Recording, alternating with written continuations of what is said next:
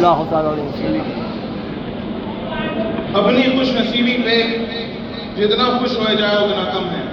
یہی بات آپ اور ہم سب اس علم کے کوہ ہمالا، اس علمی شخصیت کی بارگاہ میں موجود ہیں کہ جن کے دربار عالی شان میں حاضری دینے کے لیے کئی لوگ ترستے ہیں، اور اللہ نے یہ نعمت ہمیں عطا کری تو ہمیں اس پر خوشی منانی چاہیے۔ فَأَمَّا بِنِعْمَتِ رَبِّكَ فَحَدِّثْ کے بقول حضرات، یوں تو کہیے کہ علماء کی تعداد کم نہیں ہے۔ ہندوستان بھر میں یا منقسم ہندوستان میں کئی علماء گزرے ہیں، کئی اولیاء اکرام گزرے ہیں، لیکن ہمیں ایسی شخصیت کم دیکھنے کو ملتی ہیں جو کہ تمام علوم و فنون کے جامع ہیں۔ ہمیں یہ دیکھنے کو ملتا ہے کہ اگر کوئی اچھا عالم ہے، اچھا مدرس ہے، تو وہ اچھا مقرر نہیں ہوتا۔ اگر کوئی اچھا مقرر ہے تو وہ اچھا مناظر نہیں ہوتا۔ کوئی اچھا مفسر ہے تو وہ اچھا محدث نہیں ہوتا۔ کوئی اچھا محدث ہے تو اچھا مفکر نہیں ہوتا۔ کوئی اچھا مفکر ہے تو اچھا مدبر نہیں ہوتا۔ لیکن قربان جائیے حضور صلی اللہ فاضل علیہ رحمت و رضوان کی شان پر کہ اللہ رب العزت نے تمام علوم کو میرے دادا حضور صلی اللہ فاضل کے اندر جمع کر دیا۔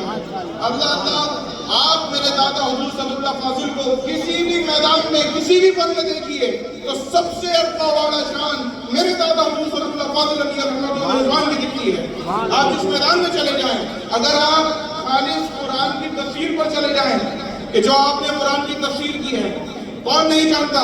آپ نے تفسیر خزائن العرفان کے نام سے کارنامے کو انجام دیا، اور جن حضرات کو نہیں معلوم، الحمدللہ یہاں پر خانواد اور علماء حضرات بیٹھے ہیں، لیکن جن حضرات کو نہیں معلوم ان کے علم میں اضافہ کرتے چلوں کہ قرآن شریف کی تفسیر لکھنا کوئی آسان کام نہیں ہے۔ ہم نے اصول تفسیر میں پڑھا کہ قرآن شریف کی تفسیر کرنے کے لیے سب سے پہلے اصول قرآن کو سمجھنا پڑتا ہے، اصول حدیث کو سمجھنا پڑتا ہے، اجماع امت کو سمجھنا پڑتا ہے، اصحاب کے اجماع کو سمجھنا پڑتا ہے، تابعین کے اجماع کو سمجھنا پڑتا ہے، اور مجتہدین کے اجماع کو بھی سمجھنا پڑتا ہے، اور اللہ آثار صحابہ کو بھی سمجھنا پڑتا ہے۔ اللہ انزل نفوذ قدسیہ اور دین سارے اقوال اور بہت سی چیزوں کو سمجھنے کے بعد کہیں جا کر تفقہ فی الدین حاصل ہوتا ہے تفسیر لکھنے میں، اور اس میں ناسخ و منسوخ بھی سمجھنا ہوتا ہے، کاتب و مکتوب بھی سمجھنا ہوتا ہے، ہر چیز سمجھنا ہوتا ہے، تب جا کر ایک تفسیر موجود ہوتی ہے، تب جا کر اس کا علم آتا ہے۔ اور قربان جائیے حضور صلی اللہ علیہ وسلم کی شان پر کہ آپ نے جو تفسیر قرآن لکھی ہے یہ ایک کارنامہ ہے۔ اگر آپ حضور صلی اللہ علیہ وسلم رحمۃ اللہ علیہ کی تفسیر کو پڑھیں گے تو اس میں آپ نے ایک سمندر کو ایک کوزے میں سما دیا ہے۔ یہ شان ہے حضور صلی اللہ علیہ وسلم۔ اللہ آپ کی شان اور شان کیسی شان ہے؟ جب آپ حدیث کریمہ پڑھانے پر آتے تھے، جب آپ بخاری شریف پڑھانے پر آتے تھے تو آپ کے جو شاگرد ہیں، جو تلامیذ ہیں، وہ یہ کہتے ہیں کہ جب حضور صلی اللہ علیہ وسلم درس دیتے ہیں تو گویا کہ ایسا لگتا ہے کہ خود امام بخاری اپنی کتاب بخاری شریف کا سن دے رہے ہیں۔ جب آپ تفسیر جلالین شریف پڑھانے پر آتے تھے تو ایسا لگتا تھا کہ خود امام جلال الدین سیوطی اپنی کتاب کو پڑھا رہے ہوں۔ اللہ جب آپ مسلم شریف پڑھانے پر آتے تھے تو ایسا لگتا تھا کہ امام مسلم بن حجاج خود اپنی کتاب کو پڑھا رہے ہیں۔ یہ مرتبہ تھا حضور صلی اللہ علیہ رحمۃ و رضوان کا۔ جی ماشاءاللہ، خانوادہ صابری بلبل کے شہزادگان رونق اسٹیج ہو رہے ہیں۔ آئیے محبتوں کے ساتھ پیچھے ماشاءاللہ شہزادگان صبر اللہ فاضل بھی آ رہے ہیں، محبتوں کے ساتھ ذکر الہی کریں۔ نعرہ تکبیر، نعرہ رسالت، نعرہ رسالت۔ عرس صدر الافاضل، مسلک اعلیٰ حضرت فیضان صدر الافاضل، خانوادہ نعیمیہ، خانوادہ لطیفیہ، نعرہ تکبیر۔ تو ماشاءاللہ پیچھے ہمارے اویس میاں بھی تشریف لا رہے ہیں۔ دعوت پاک پڑھیں، اللہم صلی علی سیدنا محمد۔ جیسا میں عرض کر رہا تھا آپ کے سماعتوں کے حوالے تک، یہ بات روزے روشن کی طرح آیا ہے ہر من الشمس ہے کہ حضور صلی اللہ فاضل وہ علمی شخصیت ہے کہ جن کے مثل کو دور کے بعد جن کا نظیر بھی نہیں، وہ شخصیت ہے حضور صلی اللہ صدراللہ فاضل کی. یہ کون صدراللہ فاضل ہے کہ جن کے بارے میں خود اعلیٰ حضرت فرماتے ہیں؟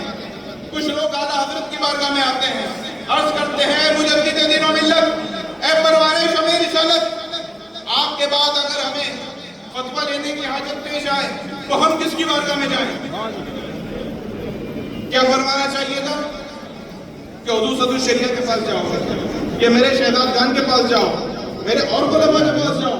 لیکن اعلیٰ حضرت بے ساختہ فرماتے ہیں کہ اگر میرے بعد فتویٰ لینے کی حاجت پیش ہو تو تم صرف اور صرف حضور صدراللہ فاضل سید عین الدین مراد آبادی کے فتوے پر عمل کرو. یہ شان ہے حضور صدراللہ فاضل کی. اظہر من الشمس کی طرح آیا ہے. یہ ہے حضور صدراللہ فاضل علامہ سید عین الدین مراد آبادی. اور اگر آپ کو حضور صدراللہ فاضل کو سمجھنا ہے، ہم نے دادا حضور صدراللہ فاضل علیہ رحمت و رضوان کے بارے میں بہت پڑھا، کئی راتیں کھپائی ہیں، لیکن سمجھ نہیں پائے. اب کیسے سمجھیں؟ اگر ہمیں دادا حضور صدراللہ فاضل رحمت اللہ علیہ کو سمجھنا ہے تو چلیے اعلیٰ حضرت کی بارگاہ میں، چلیے بریلی کے قلندر، بریلی کے تاجدار کی بارگاہ میں چلیے. جب ہم نے پوچھا کہ اعلیٰ حضرت بتائیے کہ حضور صدراللہ فاضل کیا ہے، آقا سید عین الدین مراد آبادی کیا ہے، تو اعلیٰ حضرت پکارتے ہیں کہ میرے نعیم الدین کو نعمت اس سے بلا میں سما گئی ہے. گویا کہ مولا علی کی ایک شمشیر پرہنہ کا نام صدراللہ فاضل ہے. مولا علی کی ایک شمشیر پرہنہ کا نام صدراللہ فاضل ہے. میرے نبی کے پیشوان معجزات میں سے ایک معجزے کا نام صدراللہ فاضل ہے. وہ ہے صدراللہ فاضل. یہ ہے سنیت کے رہبر، یہ ہے قاطع نجدیت. اللہ اللہ، یہ مرتبہ ہے حضور صدراللہ فاضل کا. اور اگر اعلیٰ حضرت کو جاننا ہے تو چلیے دادا حضور صدراللہ فاضل رحمۃ اللہ علیہ کی بارگاہ میں، میرے آقا سید عین الدین مراد آبادی کی بارگاہ میں. ہم نے بھی اعلیٰ حضرت کو پڑھا، ہم نے بہت اعلیٰ حضرت کو پڑھا، لیکن سمجھ نہیں پائے. تو چلیے مراد آباد کے قلندر کی بارگاہ میں چلیے، مراد آباد کے تاجدار کی بارگاہ میں چلیے، آقا سید عین الدین مراد آبادی کی بارگاہ میں چلیے. کیا فرماتے ہیں؟ فرماتے ہیں کہ آدرت دمہا احمد رضا علامہ کفر. جب کفر کے میناروں نے اپنے سروں کو بلند کر لیا تو آقا سید عین الدین مراد آبادی کیا فرماتے ہیں کہ آدرت دمہا احمد رضا علامہ کفر وَكَمَا اللَّهَ أَدَّرَّ دَمَّهَا احمد رضا. تو اعلیٰ حضرت نے اپنے قلم کی نوک سے ان کو جھکانے بلکہ ان خبیث اور نجدیوں کے سروں کو کاٹنے والے کا نام احمد رضا ہے. یہ کہتے ہیں میرے دادا حضور صلی اللہ علیہ وسلم. کیونکہ ایک ولی کو ایک ولی اچھا پہچان سکتا ہے. اب ہم کتنی کوشش کر لیں، لیکن جو ان کی نگاہ جان نہیں ہے، جو کشف ہے وہ ان پر ہی آیا. یہ مرتبہ ہے. اور آخر میں اتنا ہی عرض کرنا چاہتا ہوں کہ امام احمد رضا ہیں ہند کے خورشید تابندہ، تو ماہ تام عرفان خدا صدراللہ فاضل ہیں. اور ذوات اعظم ان دونوں کو اپنی پلکوں پر بٹھاتا تھا اور رضا کے ساتھ دین کے پیشوا صدراللہ فاضل ہے. یہ مرتبہ ہے حضور صدراللہ فاضل کا. اگر آپ کے فضل و کمال پر بیان کیا جائے اور حضور اعلیٰ حضرت حضور صدراللہ فاضل کے رب پر اگر بیان کیا جائے تو میں مانتا ہوں کئی ماہ گزر سکتے ہیں، لیکن یہ موضوع مکمل نہیں ہوتا. آخر میں کیونکہ مہمان بھی موجود ہیں، ان کو بھی موقع ملنا چاہیے، تو لہٰذا اتنا عرض کر سکتا ہوں کہ جب کفر کے میناروں نے اپنے سروں کو بلند کیا تو اللہ رب العزت نے کسی نہ کسی کو محفوظ فرما دیا. جب فرعون نے سر اٹھایا تو اللہ رب العزت نے موسیٰ کلیم اللہ علیہ السلام کو پیدا کر دیا. ارے جب نمرود نے اپنا سر اٹھایا تو اللہ رب العزت نے حضرت ابراہیم خلیل اللہ علیہ السلام کو پیدا کر دیا. اور جب کفار نے سر اٹھایا تو اللہ رب العزت نے میرے مصطفیٰ جان رحمت صلی اللہ علیہ وسلم کو پیدا کر دیا. اور جب یزیدیوں نے سر اٹھایا تو اللہ رب العزت نے امام حسین کو پیدا کر دیا. اور جب وہابیوں نے، نجدیوں نے، فرقہ باطلہ والوں نے اپنے سروں کو اٹھایا تو اللہ رب العزت نے میرے دادا صدراللہ فاضل کو پیدا کر دیا.